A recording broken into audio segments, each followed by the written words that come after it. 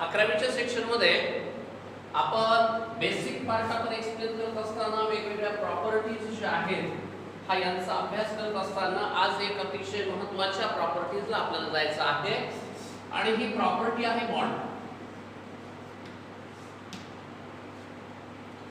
Conceptual भागामध्ये nature of chemical bond हा आपण टॉपिक पाहणार का नाही.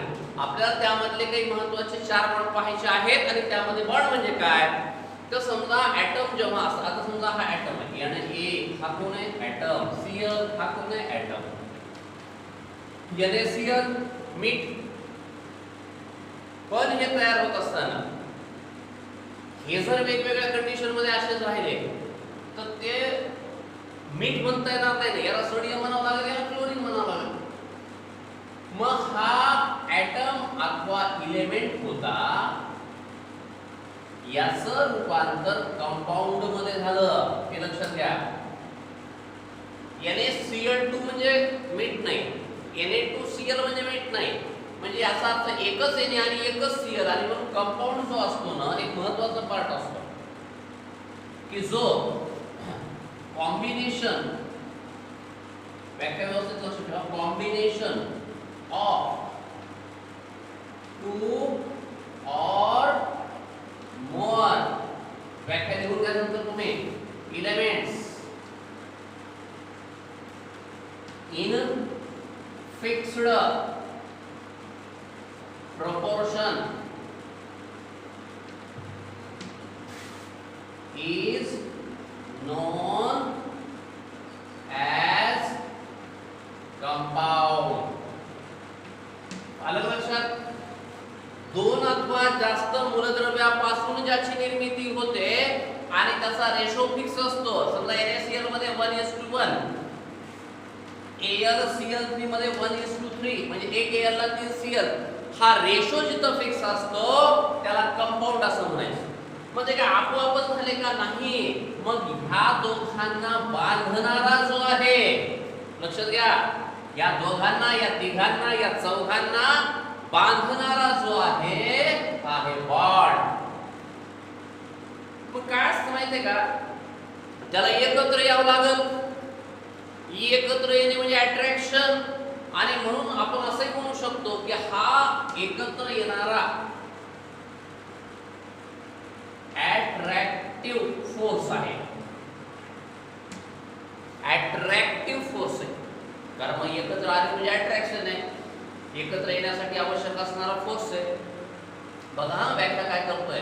Attractive force which binds. माहिती आहे बाइंड्स म्हणजे काय रे. बाइंड्स म्हणजे बांधणे.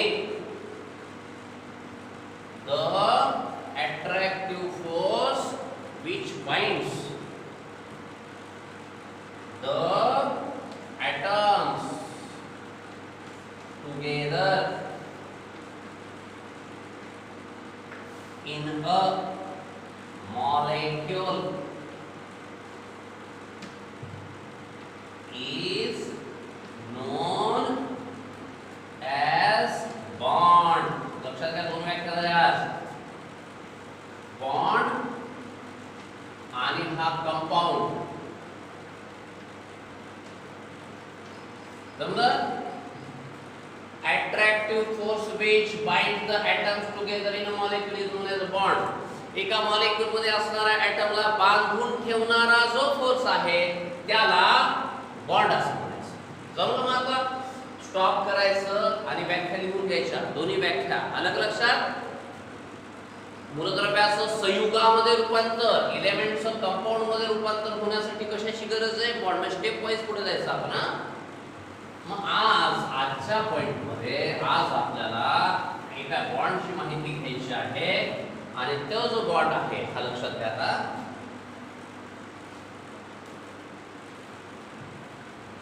मेन महत्वाचे 2 बॉन्ड आपल्याला पाहायचे आहेत. एक आयोनिक बॉन्ड एक कोव्हॅलंट बॉन्ड. त्यामध्ये आज आपला पहिला पॉइंट आहे ionic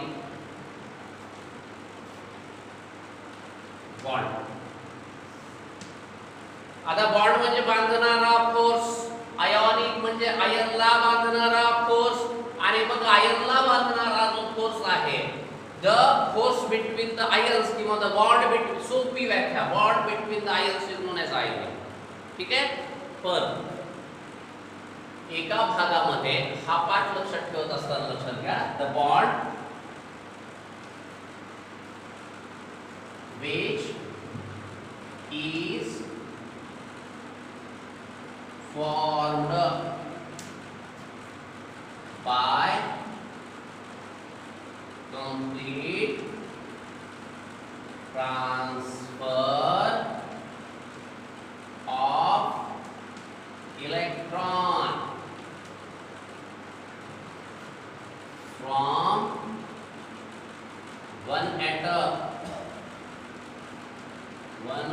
atom to another atom is known as ionic bond. व्याख्या आता कळणार नाही एक उदाहरण घेतल्याशिवाय. ज्या वेळेला आपण एक्झाम्पल घेतो त्यावेळेला तुम्हाला लक्षात येईल, the bond which is formed by complete transfer of electron from one atom to another atom. जो बॉन्ड फॉर्म म्हणजे तयार होणे, कंप्लीट म्हणजे पूर्ण, ट्रान्सफर म्हणजे बदली, कोणाची इलेक्ट्रॉनची कुठून एका एटम पासून दुसऱ्या एटम कडे, त्याला म्हणायचं आयोनिक बॉन्ड. पण अशी व्याख्या आपल्याला लक्षात येत नाही. मग आपण आयोनिक बॉन्डचं एक सोपं एक्झाम्पल हे जे आहे आपण घेणार आहोत NaCl. एक्झाम्पल NaCl हे आयोनिक बॉन्डचं एक्झाम्पल आहे. आता लक्ष द्या, व्याख्या कशी तयार करणार आहोत आपण हे पॉइंट पाहायचा. आणि या व्याख्येनुसार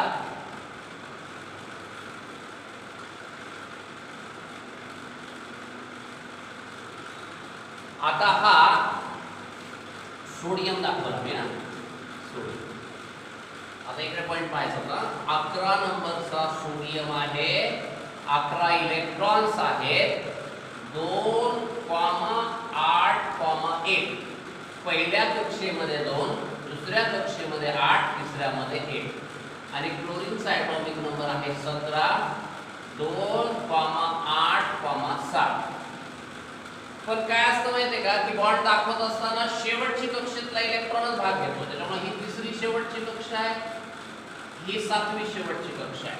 तर मला या कक्षात दाखवणार मी. आणि या दाखवत असताना एकाचा इलेक्ट्रॉन जर मी असा क्रॉस दाखवला तर एकाचा इलेक्ट्रॉन मी डॉट केला. ठीक आहे. ऑक्टेट थेअरीनुसार शेवटच्या कक्षेमध्ये 8 इलेक्ट्रॉन आहेत का? नाही. मग तो स्टेबल आहे का? नाही. मग तो काय प्रयत्न करणार? लूज गेन किंवा शेअर. 4 पेक्षा कमी म्हणजे काय करणार? लूज. ठीक आहे. इथे 8 आहेत का शेवटच्या कक्षेत? नाही. मग 8 नाही म्हणजे स्टेबल का अनस्टेबल? अनस्टेबल. मग आता लूज गेन शेअर पैकी 4 पेक्षा जास्त असल्यामुळं गेन. मग आता ॲटम दाखवणार आहे सोडियमचा. इकडे लक्ष द्या. आता काय केलंय? 2,8,1. त्यातला एकच इलेक्ट्रॉन जो आहे हा आपण असा दाखवतो शेवटच्या सोडियमचा हा ॲटम दाखवला प्लस.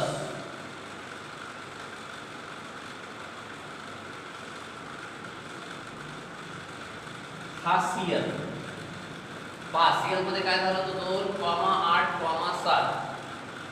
2,8,7. आता आपलं काय ठरलंय? फक्त शेवटचे इलेक्ट्रॉन. शेवटचे इलेक्ट्रॉन किती आहेत? 7. पण एक लक्षात ठेवा, इलेक्ट्रॉन हे नेहमी जेवढे शक्य आहेत तेवढे पेअर मध्ये असतात. पेअर म्हणजे 7 पैकी हे 2 इलेक्ट्रॉन. आता आपण हा क्रॉस न दाखवला म्हणजे हा आपण डॉट केला. हे 2 इथं ठेवले, हे 2 इथं ठेवले म्हणजे 3 जोड्या झाल्या. 2 2 2 किती झाले? 6. उरलेला हा इथं. आता त्याला स्टेबल व्हायचं असेल तर सोपं काय? 7 इलेक्ट्रॉन घेणं सोपं आहे का 1 इलेक्ट्रॉन देणं? 1 इलेक्ट्रॉन देणं सोपं आहे त्याला. मग अशा परिस्थितीमध्ये सोडियम हा 1 इलेक्ट्रॉन देतो. मग क्लोरीनकडे या. क्लोरीनला 7 इलेक्ट्रॉन देणं सोपं आहे का 1 इलेक्ट्रॉन घेणं? 1 इलेक्ट्रॉन घेणं. मग बघा, हा सोडियम आहे, यानं आपला हा इलेक्ट्रॉन असा दिला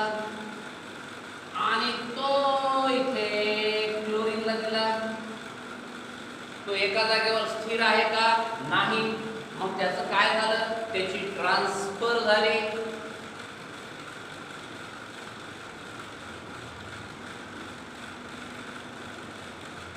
कोणाची ट्रान्सफर झाली? इलेक्ट्रॉनची झाली. कुठून कुठं झाली? From one atom to another atom. आता तुम्हाला मी सांगितलं होतं जेव्हा इलेक्ट्रॉन बाहेर गेला तेव्हा सोडियमच्या डोक्यावर चार्ज कोणता येईल? पॉझिटिव्ह. एक गेला एक पॉझिटिव्ह, दोन गेला दोन पॉझिटिव्ह आणि एक इलेक्ट्रॉन आत आला तर निगेटिव्ह. जेव्हा सोडियमवर किंवा क्लोरीनवर कोणताच चार्ज नव्हता तेव्हा त्याच्यामध्ये अट्रॅक्शन होईल का रे? कधीच नाही. पण आता हा Na प्लस आणि मायनस फिजिक्स मध्ये पण आपण पाहतो इलेक्ट्रोस्टॅटिक फोर्स ऑफ अट्रॅक्शन म्हणजे काय? दोन वेगवेगळे चार्जेस म्हणजे पॉझिटिव्ह आणि निगेटिव्ह मध्ये असणाऱ्या फोर्स ऑफ अट्रॅक्शनला इलेक्ट्रोस्टॅटिक फोर्स ऑफ अट्रॅक्शन म्हणायचं. आणि मग याचं रूपांतर कसं झालं बघा.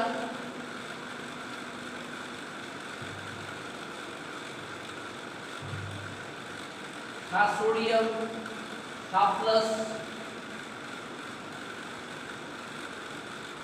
हा Cl, हा मायनस.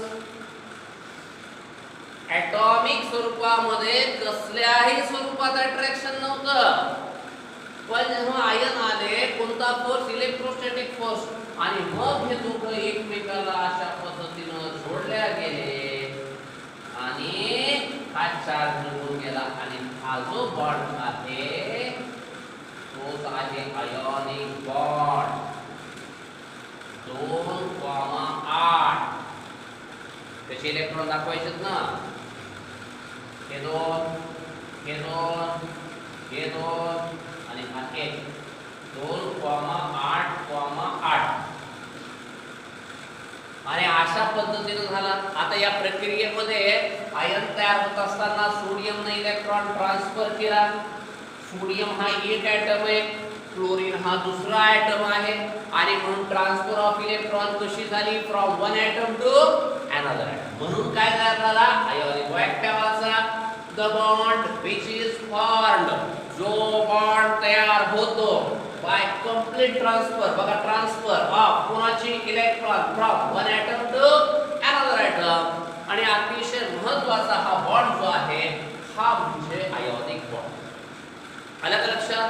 आणि मग सोडियम आणि क्लोरीन याला आपण कक्षेनुसार दाखवलं. पहिल्या कक्षेमध्ये 2, दुसऱ्यामध्ये 8, तिसऱ्यामध्ये 1. ऑक्टेट थेअरीनुसार अनस्टेबल म्हणून एक इलेक्ट्रॉन बाहेर दिला म्हणून त्याचा आयन तयार झाला. क्लोरीन पहिल्या कक्षेत 2, दुसऱ्या कक्षेत 8, तिसऱ्या कक्षेमध्ये 7. ऑक्टेट थेअरीनुसार अनस्टेबल म्हणून तयार झाला Cl-. आणि हे होण्यासाठी क्लोरीन सोडियमला इलेक्ट्रॉन हा क्लोरीनला द्यावा लागला. ट्रान्सफर ऑफ इलेक्ट्रॉन करावी लागली आणि म्हणून एका ॲटम पासून दुसऱ्या ॲटम कडे इलेक्ट्रॉन ट्रान्सफर झाल्याने जो बॉन्ड तयार झाला त्याला आयोनिक बॉन्ड असं म्हणतात. खूप महत्त्वाचा. थोडं थांबलं तर इथं स्टॉप करायचं, व्याख्या आणि हे एक्झाम्पल पूर्ण लिहून दाखवायचा. आता व्यवस्थितपणे तुमच्या एक्सप्लेनेशनचा हा भाग जो आहे हा तुम्हाला लक्षात आला पाहिजे. एक्सप्लेन करत असताना कंडिशन कुठल्या पद्धतीचे आहे आणि एक जेव्हाही आपण एखादं स्ट्रक्चर पाहतो हे जो क्रॉस एक ओळखू येण्यासाठी काय केलंय बघा. आता पहिलीच वेळ आहे म्हणून सांगतोय. क्रॉसने इलेक्ट्रॉन सोडियमचा दाखवला, डॉटने इलेक्ट्रॉन क्लोरीनचा दाखवला. बरं फक्त शेवटच्याच कक्षेतले दाखवलं कारण शेवटच्या कक्षेतला इलेक्ट्रॉनच फक्त बॉन्ड तयार करण्यासाठी भाग घेत असतो. आणि एक महत्त्वपूर्ण कन्सेप्टला आपण आजच्या सेक्शनमध्ये काय पाहिलं लक्षात घ्या की एक कंपाऊंड होता. कंपाऊंड म्हणजे 2 अथवा जास्त मूलद्रव्य फिक्स्ड प्रपोर्शन मध्ये एकत्र आले तर त्याला कंपाऊंड म्हणायचं. The combination of 2 or more element in a fixed proportion is known as a compound. पण आता हा इलेमेंट आहे, हा इलेमेंट आहे, हा इलेमेंट आहे, त्याला बांधावं लागेल ना. त्याला बांधणारा जो आहे the attractive force which binds the atoms together in a molecule is known as a bond. मग त्या बॉन्डचे प्रकारातला पहिला प्रकार घेतला आयोनिक बॉन्ड. आयन मध्ये असणारा बॉन्ड म्हणजे आयोनिक बॉन्ड आणि दुसरा भाग सांगितला the bond which is formed by complete transfer of electron from one atom to another atom is known as a ionic bond. खूप महत्त्वाचं, अतिशय महत्त्वाचं. लिहून व्याख्या पाठ करायची, स्ट्रक्चर काढायचं. हे असं एवढं दाखवलं म्हणजे ना एक सिंगल बॉन्ड असतो. आज एक महत्वाच्या भागाला आपण गेलो, आयोनिक बॉन्ड. इथे आपण